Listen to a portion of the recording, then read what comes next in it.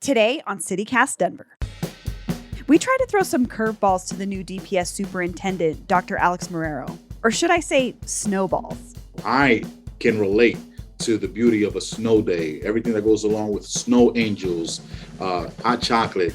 And I know there's valid arguments on both ends. Have they evaporated? No, they haven't. We'll get to the bottom of that, plus ask him about his position on cops in schools and a potential mask mandate for the upcoming year. Today is Thursday, July 29th, 2021. I'm Bree Davies, and this is CityCast Denver.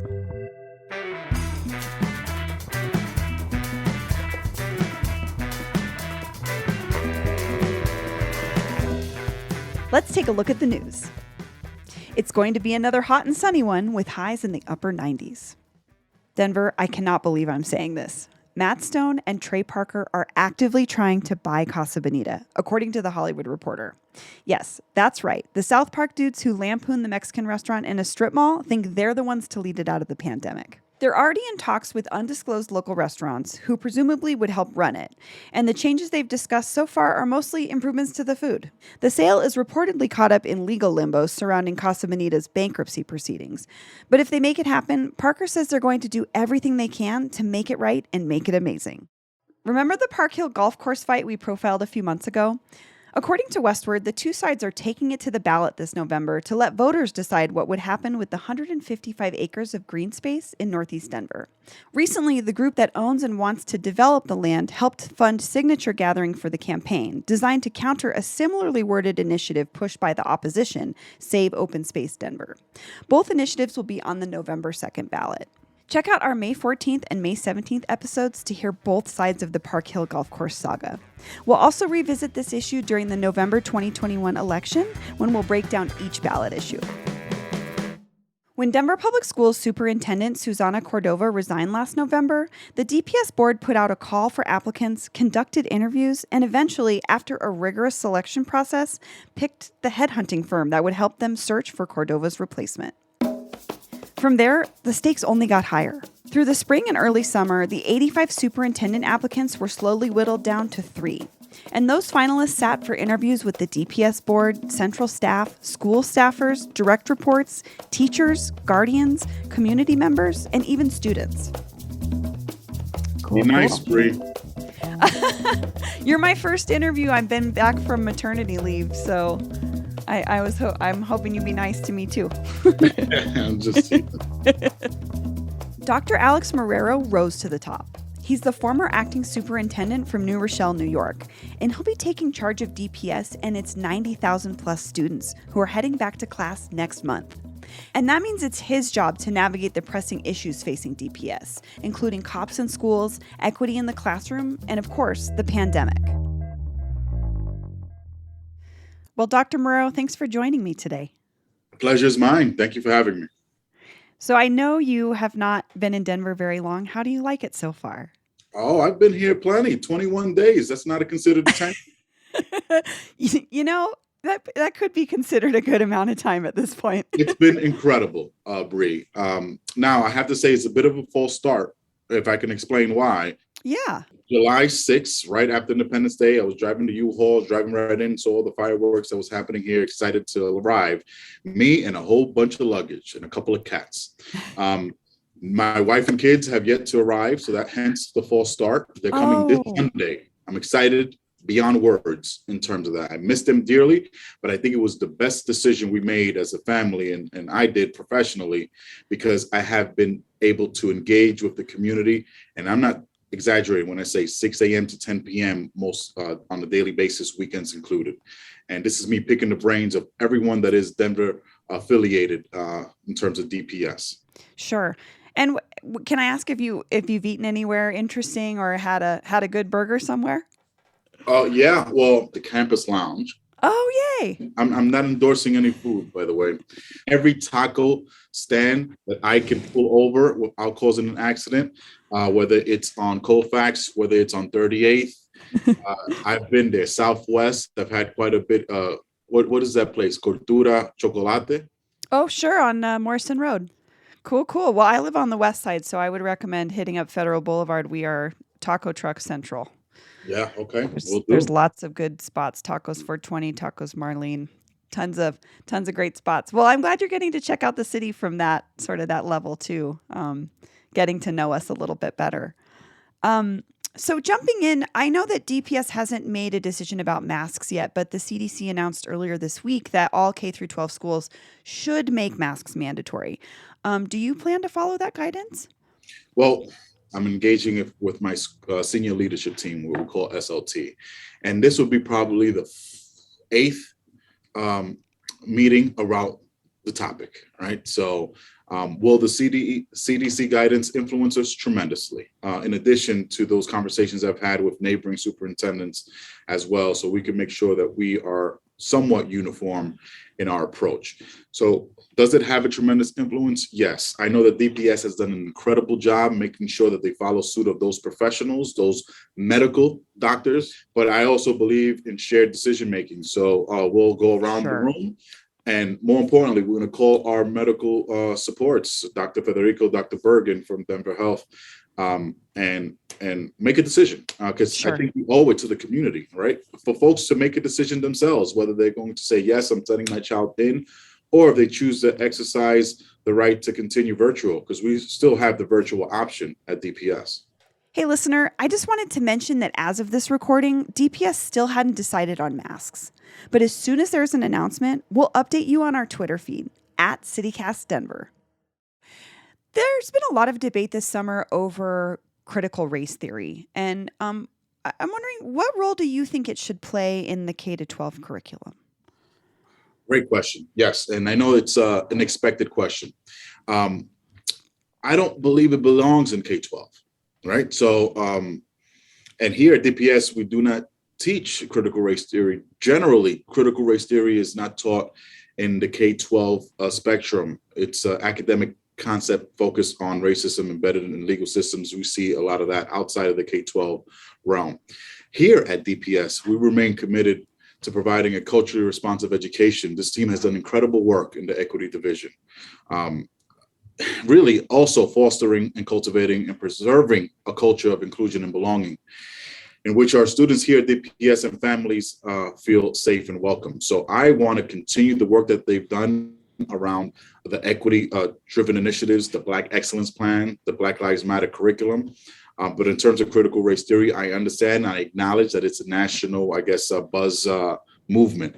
But not here in DPS, because I think they've had a head start already. So I was blessed when I was briefed on what they've done in terms of the important work. Okay, and so speaking of equity in schools, when we're looking at the actual makeup of schools, how do you feel about the challenge of managing our school's choice system, given that it can allow affluent families to send their kids to quote unquote high performing schools on the other side of the city?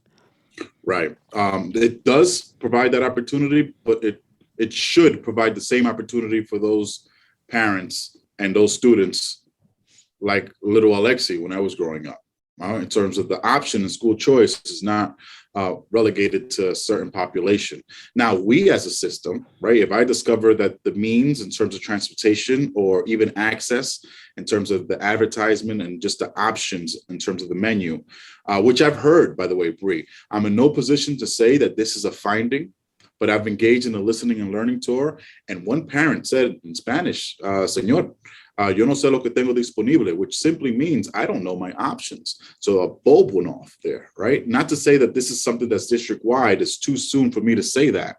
However, if I hear that often, it will be part of my communication, but more importantly, as far as being able to address the issue. Because to your point, Bree, yes, right? Those who can will, right? But those who do not know how to, we need to make sure that they can as well. And then school choice will be a beautiful thing if we can eliminate those barriers. Yeah, definitely the barriers, especially when we talk about just travel, just how do we get kids to the schools that they want to go to. But at the same time, I don't know, it's interesting to me because I have a newborn and I want him to go to my neighborhood school because I want him to be in community with our neighborhood. I live in a predominantly Spanish speaking neighborhood. We're definitely one of a handful of white families here, but that's intentional for me to have my have my family involved in cultivate a sense of community within the city that I grew up in. And a lot of that is predominantly Spanish speaking. So I don't know if we're too far from each other because what you just described in terms of the community, but to your point, I also am following the same. I have a 4-year-old, Alexa, who's turning 5 this upcoming week, and she's going into kindergarten, and she's going to a neighborhood school. Now, with a bit of a caveat, she's going to the neighborhood school, the closest one that has a dual language program where she was waitlisted and got in. That's important to me, right? You know, yo hablo español, mi esposa no habla. So I've done a lousy job as an instructor, right? So I need the support of those professionals and that system to make sure that she has the opportunity to engage and acquire a second language. yeah, I feel exactly the same way. My husband and I are not Spanish speakers, but our community is, and we'd really love for our son and ourselves as well, obviously at some point. But that's something huge for us is that he's bilingual. So it's good to know you're on the same track. So last summer, the school board voted to remove police from schools here in Denver. But we just learned from Melanie Asmar at Chalkbeat recently that police are still getting called into schools pretty often, like thousands of times per school year. What do you think is the correct role of police in schools? I want to say I've been in systems in which both have existed, SROs, and when we had community agents who supported the culture but were nowhere close to being officers. And I've seen them work on both situations. So SRO is Resource officer who's part of the police department. Okay, versus just somebody who's in a position of authority, or Well, a position of I guess supporting the safety and the environment, but not okay. authority, right? Because that will always, it always comes down to leadership. So here's where I'm going to go with this, right? So as a former building leader, I felt that I was responsible, of course, for each classroom, the hallways, the perimeter, and also the nexus from school to home, right? So it was my duty to make sure that even if we didn't have armed officers, which I did not in my school, we had school safety agents in New York City. But the crossing guard, right, was part of my network of support. Those pillars in the community, and it doesn't have to be anybody who wears a badge. That's my response. My response is a culture of love. And if we can establish that in each of our schools, then we're all protected. And I know that you've seen the criticism earlier this year of the way DPS went about hiring a new superintendent. And I'm thinking specifically, there were a few Latino groups who came out and said they thought the DPS board wasn't trying hard enough to recruit candidates with experience leading big city school districts in the southwestern US. I think they were talking specifically about the challenges of leading a district like DPS with a large number of Latino students. What do you say to those groups that were critical? Well, I've already had those conversations with them. So I've met with the Colorado Black Roundtable. I've met with the Latino Education Coalition and others. And why? Because I also wanted to know. And I quickly realized, Bree, that it had nothing to do with Alex Marrero because I'm the stranger here, right? No one knows me. It was something else. I'm still trying to discover what the something else, but I don't want that to be a distraction, right? So whether it was politics, whether it's because of what was promised, or maybe even the approach. But what I can say as a candidate who went through the process, it was by far the most intense and the most rewarding process I've ever been a part of. So I was not recruited. I applied like anybody else could have applied. And in terms of those who had reservations, I welcome those reservations because no one knows until you're in the seat. So they don't know Dr. Marrero. Now they have gotten to know Dr. Marrero. So I ask you, ask them now, see what they say. Mm-hmm. Fair. So one final question. I know it's something we aren't thinking about right now because it's like 90 degrees outside, but growing up here in Colorado, we always could kind of look forward to snow days in our school year. Do you think we're going to ever have a snow day again? I think we will. Yes. And that was the first question outside of the press that I was asked. I don't know if you remember that during the press conference. It was a group of students. And one young man said, what's your position on snow days? I thought that was hilarious. I punted then, meaning I dodged it. So, but I can answer this. I've learned that DPS had some slight growing pains in terms of remote instruction and snow days. And I know there's valid arguments on both ends in terms of the experience. Have they evaporated? No, they haven't. However, right, we will be tactful and strategic on how we execute snow days and remote days, but they're both on the table, meaning snow days will present itself in some capacity in the near future.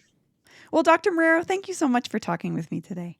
Thank you. Thank you. I'm looking forward to connecting with you guys beyond today and just as you see me at your local burger spot. Oh, yeah, I'd recommend Grandpa's Burger Haven, too, on Federal. Very good. Very good.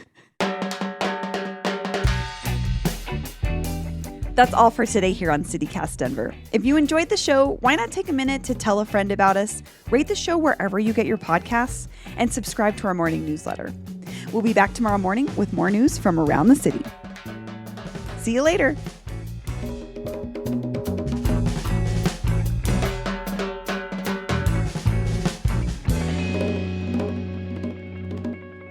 I'm back. Paul's like, thank God. I'm so tired of hosting. I'm kidding.